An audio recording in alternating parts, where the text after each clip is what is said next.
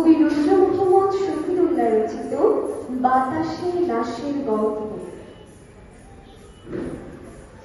আজও আমি বাতাসে লাশের গন্ধ পাই, আজও আমি মাটিতে মৃত্যুর রণ্য নৃত্য দেখি, ধর্ষিতার কাতর চিৎকার শুনি আজ আমি তন্দ্রার ভেতরে।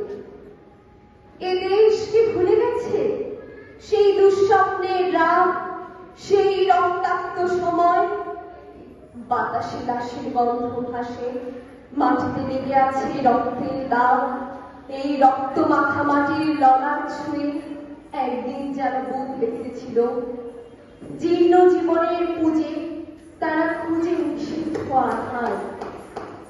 আজ তারা আলোহীন খাঁচা ভালোবেসে জেগে থাকে রাত্রির গুহায়। এ যেন নষ্ট লজ্জায় আড়ষ্ট কুমারী জননী। স্বাধীনতা এ কি তবে নষ্ট জন্ম? এ কি তবে পিতাহীন জননীর লজ্জার ফসল? জাতির পতাকা খামচে ধরেছে সেই পুরনো শকুন। বাতাসে লাশের গন্ধ, নিয়ন আলোয় তবু নর্তকীর দেখে তোলে মাংসের তুফান। মাটিতে রক্তের দাগ, চালের গুদামে তবু জমা হয় অনাহারী মানুষের হাড়। এ চোখে ঘুম আসে না, সারা রাত আমার ঘুম আসে না। তন্দ্রার ভিতরে আমি শুনি ধর্ষিতার করুণ চিৎকার।